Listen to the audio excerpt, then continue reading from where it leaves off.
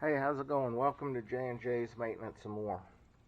Today I'm setting the end play, or the thrust, whichever that you prefer to call it, on the spool valve inside of a 1995 Harley Davidson Evolution engine, this piece right here. And it's done with shims. The reason I decided to go ahead and record this video is there seems to be a lot of questions out there about how this works. So I bought this new steel one because the other one just kind of tears up the cases, and I bought an assortment of shims right here. Now I've already set it up so that it makes this quick and easy. The directions say put the gasket on. I'm going to try to position this to where that you can get a little better look at what that I'm doing over here.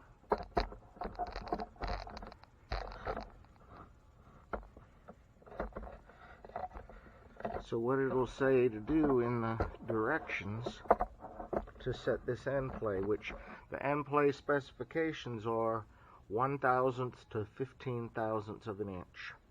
And the directions will tell you to put this into place like so.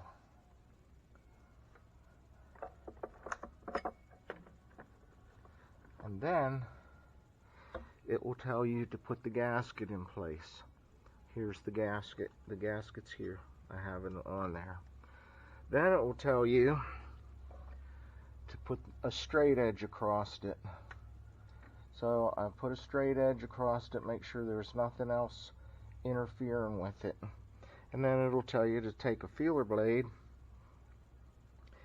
and check the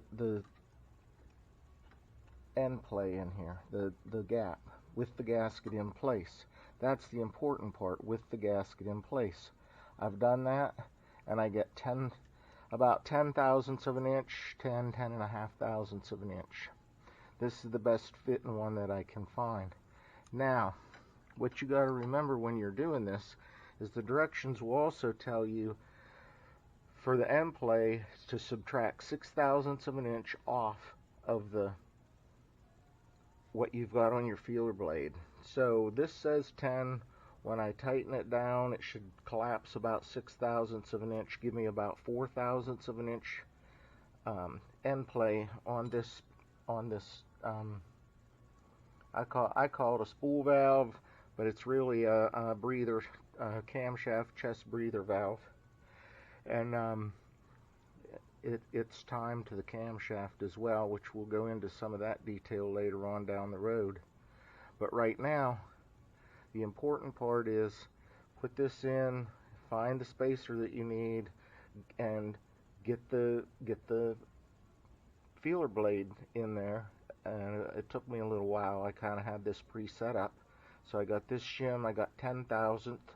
I subtract 6, which gives me how many? 4. Alright, that gives me 3/1000ths if this gasket happens to collapse a little bit more than 6. And it gives me a little bit more than that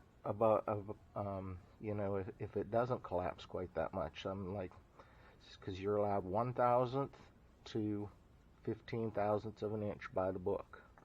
So that's how you set this end play up. I've done some reading and research, and I see a lot of questions about it, and it's a little confusing the way that they write it up, I guess, especially if you're not used to doing stuff like this. So that's how you set up the end play on this cam chest breather valve. If you have any questions, feel free to ask them in the comments. I check them every once in a while. I don't do this professionally, so I don't check them all the time. But if this is helpful, I'd appreciate it if you'd like it. Share it. Please subscribe to the channel. I call it J&J's Maintenance and More because I got a buddy that helps me out sometimes, and we do this. So his name starts with a J, so does mine.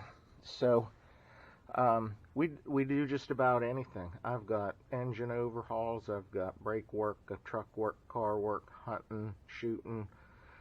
Just a lot of stuff that I think would be helpful to people. So, like I said, please like it, share it, and subscribe to it, and I hope this helps you out. Y'all have a great day.